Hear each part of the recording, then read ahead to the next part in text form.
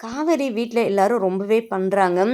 இப்படி காவேரி மத்தவங்ககிட்ட பேச்சு வாங்கியாச்சும் கொஞ்சம் ரோசப்பட்டு சீக்கிரமே விஜயோட ஒண்ணு சேர்ந்தா ரொம்பவே நல்லாயிருக்கும் அப்படின்னு சொல்லிட்டு நினைக்கிறவங்க, மறக்காம இந்த வீடியோக்கு ஒரு லைக்க தட்டிவிட்டு, கூடவே நம்ம சேனலையும் சப்ஸ்கிரைப் பண்ணி உங்களுடைய ஆதரவ தெரிவிங்க. அட ஆமாங்க. அப்படியாச்சும் பார்த்தீங்கன்னா, நம்ம காவேரிக்கு புத்தி வருதான்னு சொல்லிட்டு பார்க்கலாம். இப்போ வரைக்குமே வந்து வெண்ணிலா விஷயம் சரியானா மட்டும் தான் விஜய் கிட்ட வந்து தன்னோட ப்ரெக்னன்ட் விஷயத்த சொல்லுவேன் அப்படின்னு சொல்லிட்டு பிடிவாதமா இருக்கிறாங்க. இது கொஞ்சமாச்சும் நல்லாவா இருக்கு? இது விஜய்க்கு வந்து பின்னாடி தெரிய வரும்போது ரொம்பவே ஃபீல் பண்ணுவார் தானே! அத பத்தி கொஞ்சம் கூட நம்ம காவேரி வந்து யோசிக்க மாட்றாங்க. தன்னோட குழந்தையுமே யோசிக்க மாட்றாங்க. இங்க எந்த அளவுக்கு நம்ம கங்காவ வந்து கேர் பண்ணி பார்த்துக்கிறாங்க. அதெல்லாம் பார்த்துட்டு இங்க காவேரிக்கு ஒரு மாதிரி கஷ்டமா தான் இருக்கு. ஆனா கங்காவுக்கு என்னெல்லாம் அட்வைஸ் பண்றாங்களோ, அத வந்து பார்த்தீங்கன்னா, நல்லாவே வந்து கவனிக்கிறாங்க. அதுக்கு ஏத்த மாரியே காவேரி வந்து இருக்கணும் அப்படின்னு சொல்லிட்டு. இங்க ஒரு பக்கம் பார்த்தீங்கன்னா, கங்காவ விழுந்து விழுந்து கவனிக்கிறது அவங்களுக்கு ரொம்பவே டார்ச்சரா தெரியுது. அவங்க வயித்துல இடமே இல்லைனாலும் சாப்பிடுன்னு சொல்லிட்டு, இங்க சாரதாம்மா அவங்கள அந்த அளவுக்கு வந்து பார்த்தீங்கன்னா, நல்லா பார்த்துக்கிறாங்க.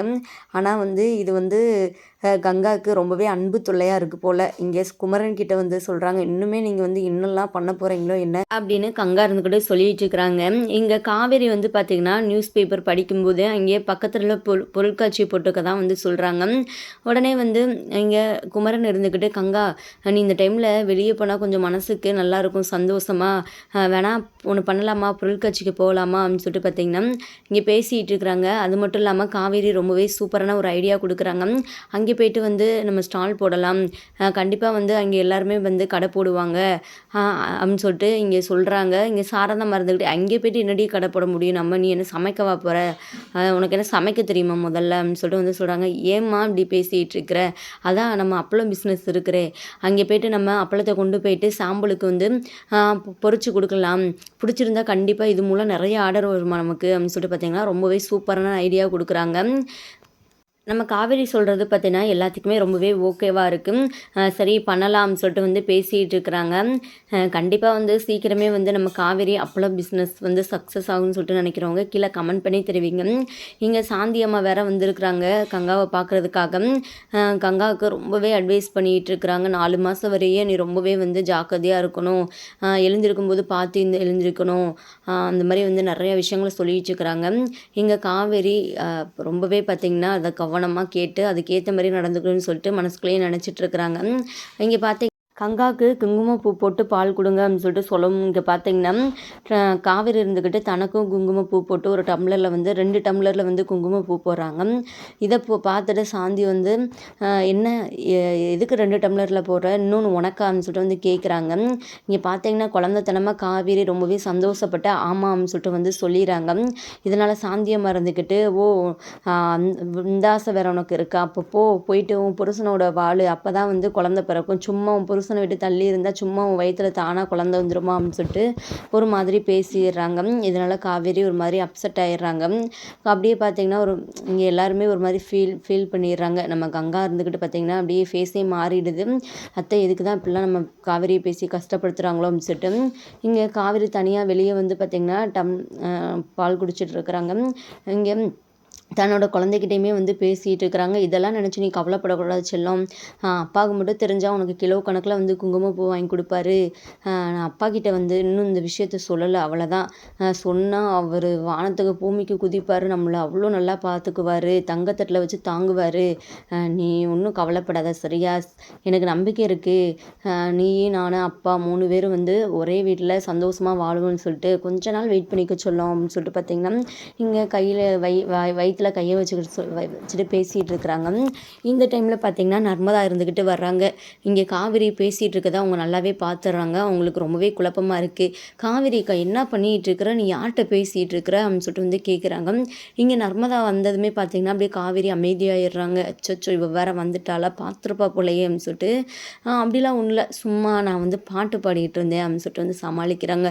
இல்லை நீ வந்து யாருக்கிட்டேயும் பேசிகிட்டு தான் இருந்த, நான் பார்த்தேன் அப்படின்னு சொல்லிட்டு வந்து பார்த்தீங்கன்னா இங்கே வந்து காவேரி வந்து சாரி நர்மதா இருந்து கூட சொல்கிறாங்க. அப்படி இப்படின்னு சொல்லிட்டு இங்கே நர்மதாவை சமாளித்து எப்படியோ வேறு டாபிக் கொண்டு போய் பேசிகிட்டு இருக்கிறாங்க.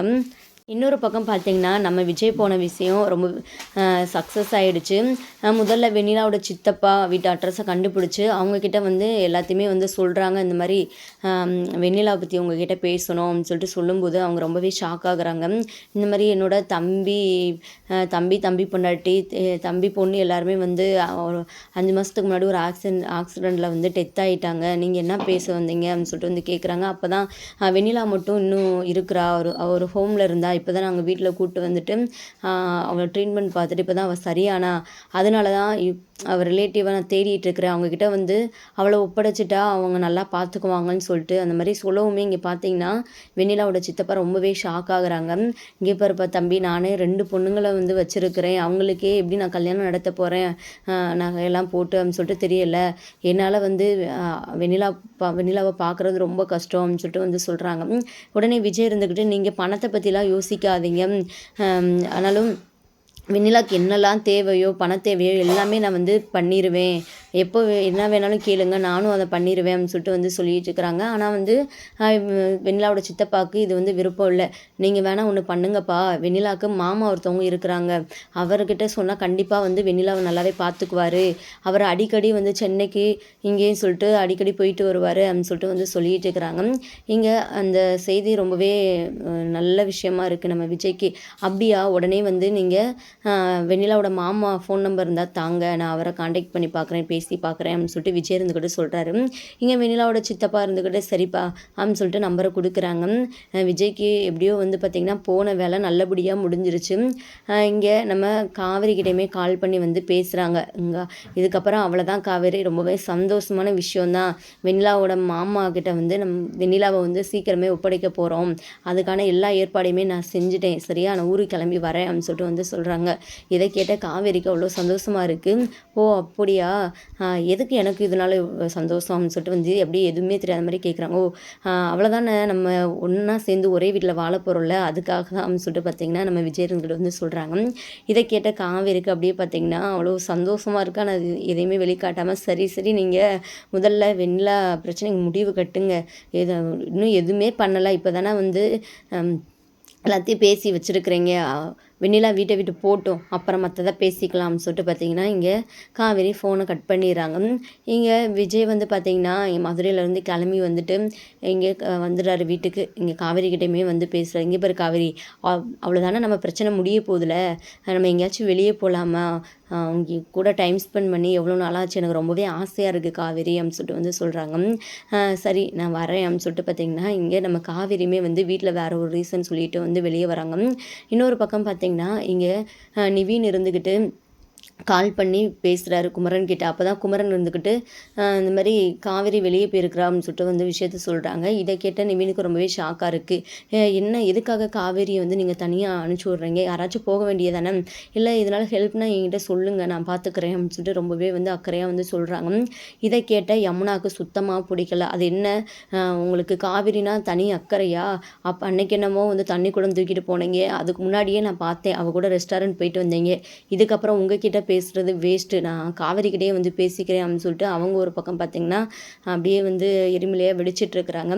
இதனால் நிவின் இருந்துக்கிட்டு செம்ம கோவப்படுறாரு. இங்கே வரு யமுனா, நீ இப்படி அப்படியே போனேன்னா அப்படியே இருந்துக்கோ, மறுபடியும் இங்கே வந்துடாத, தேவையில்லாமல் காவேரி எதனாலும் பேசி பிரச்சனை பண்ணனா அவ்வளோதான், தெரிஞ்சது நான் சும்மாவே விட மாட்டேன் அப்படின்னு சொல்லிட்டு பார்த்திங்கன்னா சொல்லி வச்சுக்கிறாங்க. இதனால் யமுனா ஒரு மாதிரி அப்செட் ஆகிட்டு கோவமாக போயிடுறாங்க வீட்டுக்குள்ளே. இங்கே வெளியே விஜய் காவேரி 2 பேருமே பார்த்திங்கன்னா போகிறாங்க. அந்த டைமில் வந்து காவேரியோட ஃப்ரெண்டு வராங்க. காவேரியோட ஃப்ரெண்டை பார்த்துட்டு பார்த்திங்கன்னா விஜய் வந்து காரை ஸ்டாப் பண்ணிடுறாரு. இங்கே பாரு காவேரி, உன்னோட ஃப்ரெண்டு அப்படின்னு சொல்லிட்டு. இங்கே காவேரி விஜய் 2 பேர்த்தையும் ஒன்றா பார்க்கவுமே ஷாலினிக்கு ரொம்பவே சந்தோஷமாக இருக்குது. என்னடி சொல்லிட்டியா விஜய்கிட்ட, என்ன 2 பேரும் ஹாஸ்பிட்டலுக்கு போகிறீங்களா, பாப்பா எப்படி இருக்குன்னு சொல்லிட்டு பார்க்குறதுக்கு அப்படின்னு சொல்லிட்டு வந்து கேட்குறாங்க. உடனே இங்கே பார்த்திங்கன்னா விஜய்க்கு வந்து அப்படியே ஒன்றுமே புரியலை. அவங்க பார்த்திங்கன்னா எல்லாத்தையுமே உளறி கொட்டிடுறாங்க. நீ அன்றைக்கி சொன்ன பார்த்தியா, எனக்கே வந்து அவ்வளோ சந்தோஷமாக இருந்ததுடி, இந்த விஷயம் கேள்விப்பட்டால் மட்டும் விஜய் வந்து எவ்வளோ சந்தோஷப்பட்டிருப்பார், அது மட்டும் இல்லாமல் கண்டிப்பாக உன் ஃபேமிலி வந்து ஒத்துக்குவாங்கன்னு சொல்லிட்டு சொன்னேல, அதனால தானே நீங்கள் 2 பேரும் இப்போ ஒன்றா வந்திருக்கிறீங்க, இப்போ என்ன எல்லாமே ஓகே தானே காவேரி, உன் வயித்துல இருக்கிற பாப்பாவும் நல்லபடியாக இருக்கா, இன்னொரு டைம் நீ அடிக்கடி போயிட்டு செக்கப் போ அப்படின்னு சொல்லிட்டு பார்த்தீங்கன்னா உண்மையை மொத்தமாக போட்டு உடச்சிடுறாங்க ஷாலினி. இதை கேட்டு பார்த்தீங்கன்னா விஜய்க்கு வந்து மொத்த விஷயமும் புரிய வருது. இங்கே காவேரி அப்படி பார்த்தீங்கன்னா தலை குனிஞ்சு நிற்கிறாங்க. என்ன காவேரி, என்ன சொல்கிற, உன் ஃப்ரெண்டு சொல்கிறாங்க, என்கிட்ட மொத்தமாக மறைச்சிட்டில, இது எனக்கு அன்னைக்கே வந்து தெரியும், நீ என்கிட்ட அடிக்கடி வந்து பேசணும்னு நினைக்கும் போது ஏதோ ஒன்று இருக்குது அப்படின்னு சொல்லிட்டு தான் நினச்சேன். எல்லாத்தையும் மேட்ச் பண்ணி பார்க்கும்போது வந்து நான் அப்பாவாக போகிறேன்னு சொல்லிட்டு தான் நினச்சேன். ஆனால் வந்து நீ வந்து கேட்கும்போது கூட சரி, நீ உண்மையை சொல்லலைல, இவ்வளோ தானே காவேரி நீ என் மேலே வச்சுருக்க பாசம், இது எவ்வளோ பெரிய விஷயம் என்கிட்ட மறைச்சிடலாம் அப்படின்னு சொல்லிட்டு பார்த்தீங்கன்னா விஜய் இருந்துக்கிட்டு கேட்க போகிறாரு. உடனே காவேரி இருந்துக்கிட்டு வெண்ணிலா வச்சு எதனால ஒரு ரீசன் சொல்ல போகிறாங்க. இது இங்கே பார்த்தீங்கன்னா விஜய்க்கு அது சுத்தமாக பிடிக்க போகிறதில்ல. எதுக்காக இப்படி காவேரி பண்ண அப்படின்னு சொல்லிட்டு பார்த்தீங்கன்னா காவேரி கிட்ட வந்து கோவப்பட போகிறாங்க. இந்த மாதிரி பல இன்ட்ரெஸ்டிங்கான ட்விஸ்டான விஷயங்கள்லாம் அப்கமிங் எபிசோட்லாம் நடக்க போகுது. வெயிட் பண்ணி பார்க்கலாம்.